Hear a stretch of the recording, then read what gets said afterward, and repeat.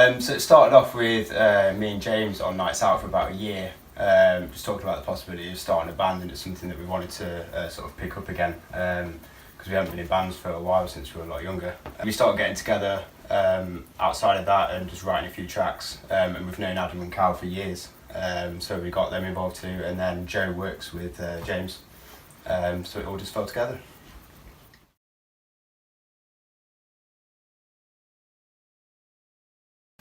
How you spell our band name? Like, They've put an acronym here. metalcore, pop punk, post-hardcore, Fusioned. mashed, Splattered together, splattered. kind of jumbled up and then thrown on the wall, and then you've got us. Derivative, generic.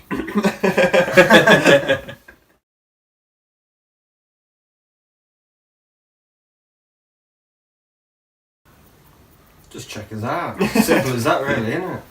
Handsome young men playing classic bangers. Stop watching sub-quality porn through the lens of your 5-inch smartphone and actually do something valuable and support your music scene. It's not that difficult. We play a lot of free shows. We play locally quite often, so fucking try and turn up and actually be part of something rather than wanking into a sock.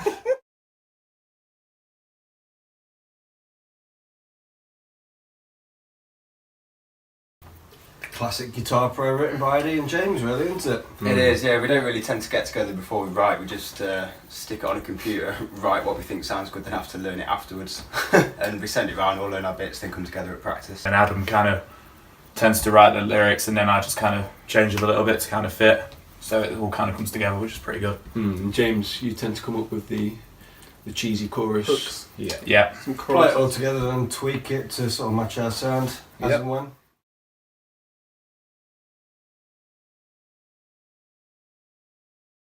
I'd say it's drawn from definitely the people I know. There's a close-knit group of friends and acquaintances in which I look down upon and feel they're worthy of lyrical content.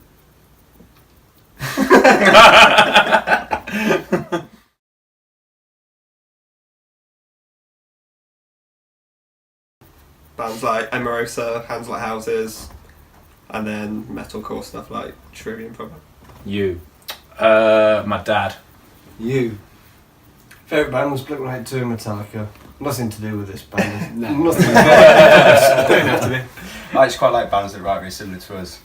So the classic old school screamer stuff like Under Oath. For me, Madonna, Whitney, Mariah. David Brent. you need to look at the camera now. Madonna, Whitney, Mariah. Do this.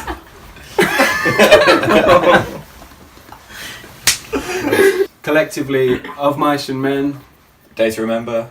Day to Remember, Ghost Inside. Ghost Inside's a good one. Amity Affliction, Beartooth Affliction. Old Sweet Song. Beartooth, Yeah. Devil Wears Prada. Parkway Drive. Yeah. Yeah. You get the gist of it.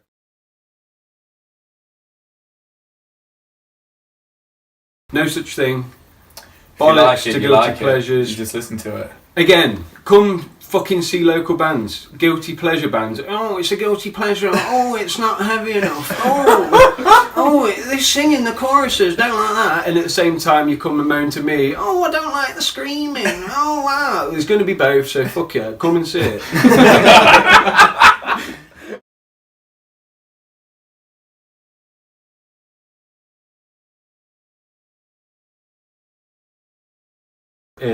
Sorry, I'll do it again. Got thrown off by the big word. Yeah, Sophie threw a little journalism into it. Next, don't know what it means. Yeah, not answering it. Because it was our best one at the time. Potentially the first one you guys ever wrote for this band, right? Uh, It was one of the first ones we wrote. I think it was the third or fourth song we wrote as a Probably band. the song that we spent the most tweaking as well. Got the catchiest Yeah. chorus. It was a song that when we were in practice and it kind of all came together and we listened back to the recording, we were all like, oh, yeah. I think for the highs as well, it's kind of got like mostly equal input from us all. Everybody kind of worked on that song quite a lot, which was good. Good intro. It was a good, some songs Adam might write quite a lot of the lyrics, and then some songs like I might write a lot, and but the highs, I think everybody kind of had something to do on that song, something to write, which was pretty good. So I write absolutely nothing. I get given the tabs and say play this.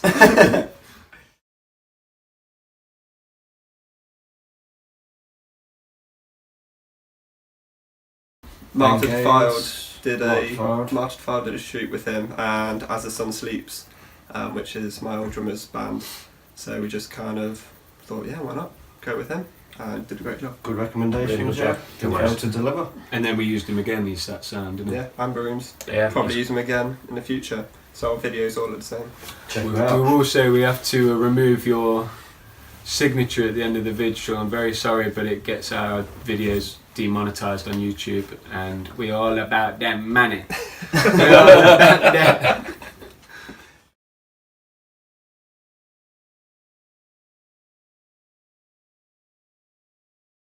Definitely more pressure. I didn't think we did until The our last week's recent show. shows where we're like, why do I feel weird? Mm. And then turns out I'm just super nervous. We were all fine on tour until we sort of pulled into the car park behind Rock City, and we all kind of thought the same thing. Actually, we were playing to a hometown show in front of a guaranteed larger crowd. We were all actually feeling a bit nervous before we went on stage. It's good though, all good, all good.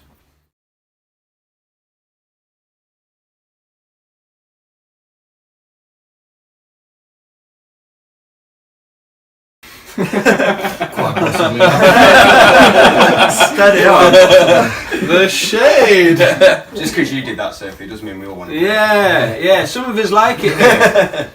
I think the scene's a lot better than it was like 5 to 10 years ago. There wasn't many kind of like local bands in Nottingham, and we saw a real dip, and the local scene was really bad. But I don't know, something's just kind of in the water recently. We've got a As lot of you good grow bands. older as well, the bands seem to evolve. So Borders, Yeah. obviously the 500 have all been previous Nottingham Yeah. bands anyway, where they've all evolved, become to better things. So hopefully we'll follow that The trait. decline in the music scene coincided with the shutdown of a lot of I was going to say that. music lot of venues venues, yeah. that everyone used to sort of congregate to when they were sort of around the age of 16, 17, and as they diminished, so did the music scene.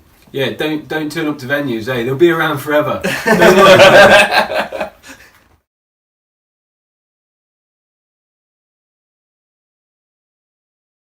Just being brats. Big brats, yeah. I think a few I like best doing with each moments are we played Swindon on our tour, which was really good, which is James's hometown, and we kind of expected the tour, just to kind of be typical first kind of out of city, hometown city shows, to be quite small. And we got to Swindon, and there was a really, really big crowd, and we kind of saw like our first mosh pits, and we saw a wall of death and stuff, which was really, really good. So that was quite a big moment for us. Worst moments, maybe me falling over at our first ever gig, really, really badly. And maybe you falling down the stairs when we recorded our second music video. Very painful. Very Rock painful. City.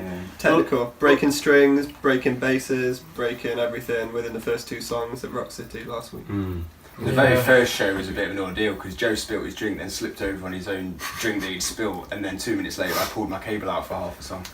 But we So, recovered. We recovered well. Yeah. Also, I'd say our group chat is like one continuous worst moment.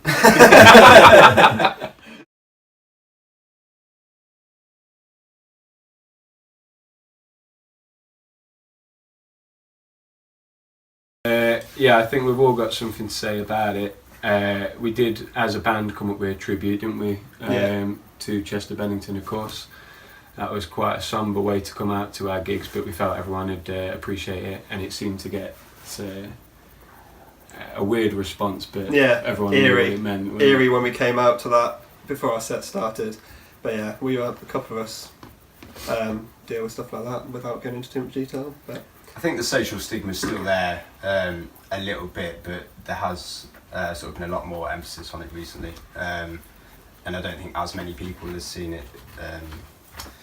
it's a sign of weakness. Yeah, as a sign of weakness, and I think with there being a lot more awareness of it, I think people are sort of looking to get the help that they might need or the support that they might need, which might not necessarily have been there before.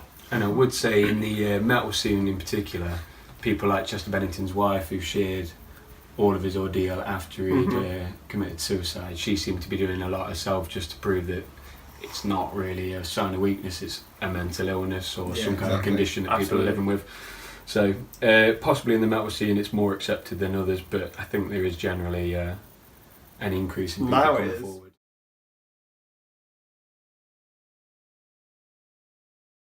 I think indirectly or directly, every one of us has struggled with this, both in terms of dealing with mental illness and dealing with seeing it Family. as a weakness. Mm. Simply. Yeah, it's easy to blame people, but as we've said, it helps now that we're getting educated a bit more, and it seems like people are more accepting of people having mental illness.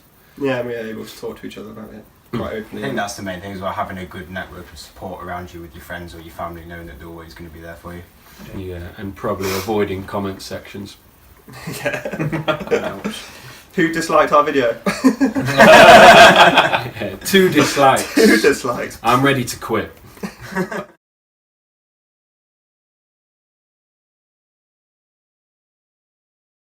I think it's been interesting because like our first few shows, we were ending on it, and you know, our set's quite heavy, and then that's actually our least heavy songs, and you know, when it's kind of like, oh, this is our last song, a lot of people kind of get hyped up and start trying like to kind of like pit, but it's not really like a kind of a moshing song, which was quite interesting. And then we moved it to the start of our set, and then now we've moved it back, you know, towards the end of the set because we've come out of a single. And I think We're trying to find the place for it, aren't we? we're kind of trying to find a place for it, but everybody says they like it, and everybody says it's a, you know, it's a really good song. People seem to love the song, but in terms of our live set, we've got a lot of other songs that we kind of want to put as the last song, so it can't go there, but also we can't kind of stop the momentum of some of the moshier songs. Might have to open with it again. Yeah. So basically it's just going to be a start set of loads of singles, which is cool. And then we'll play the heavy stuff. Yeah.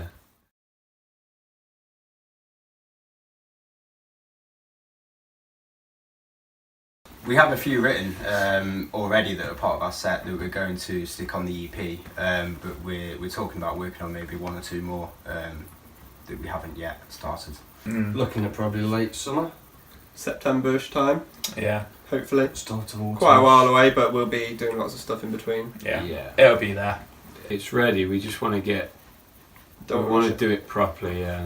So far we've not done anything amateurishly, and I think we want to continue that rather than putting Yeah. out something we're going to hate. And I think we've all got our favourites in the set, and every time we kind of play a show, we always come off and one of us will say something about a song that needs to be better, and we're constantly just trying to make things better. And I think, you know, when we're ready and happy, we'll be like, right, let's record the rest of the set kind of thing and make the EP and pick what's going to go on there, I think.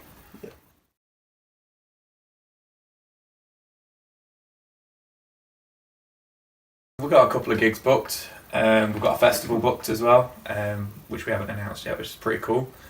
But other than that, we're just going to kind of be working towards releasing the EP and doing another music video for the single on that EP, which is already ready, that single is, but that's it really. We'll get another run of dates ready as well for the Yeah, get another run of days. middle of the year.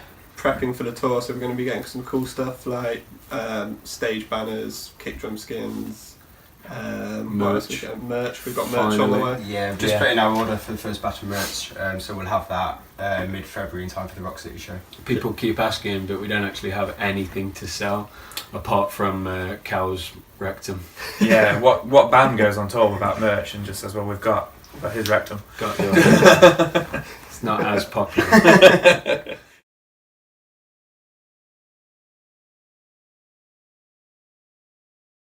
Guns N' Roses, because I want to live Big his one. ego. Big one, straight away. Who's yours? I don't know, opening for somebody like Architects or the Ghost Inside would be pretty big. That's a That'd good be one. really, you know, it would be suitable as well. That's a good one. Yeah. Dance Game and Dance back in the day. Oh, Ew. that's a good one. I'd have to agree with Joe and go with Architects, just because their stage show is absolutely immense. I'd say Frank Zappa and the Mothers of Invention. To go to Silent. That's the best tour ever. Ripple. Yeah.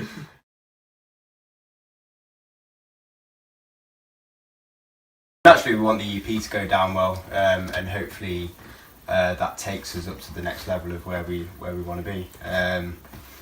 If we get the tour booked on the back of that, then hopefully that gets our name out there a bit more, and we'll see what happens from there. I just want to be on top of the pops. Yeah, Christmas special. bring it back. Get on that. Merch, live shows, EP, pyrotechnics. Maybe get on Not That's good, it. not good ones. Not good ones. Not good ones. Party poppers. Bye, Pappers. Just Down down, shop. just down, mate Raven with a flamethrower on his back. Craig Charles's 2 a.m. party. Yeah. That was Tor radio station, and it was pure bangers, start to finish. So Craig Charles. What the fuck are we listening to? Shut the fuck up, Joe!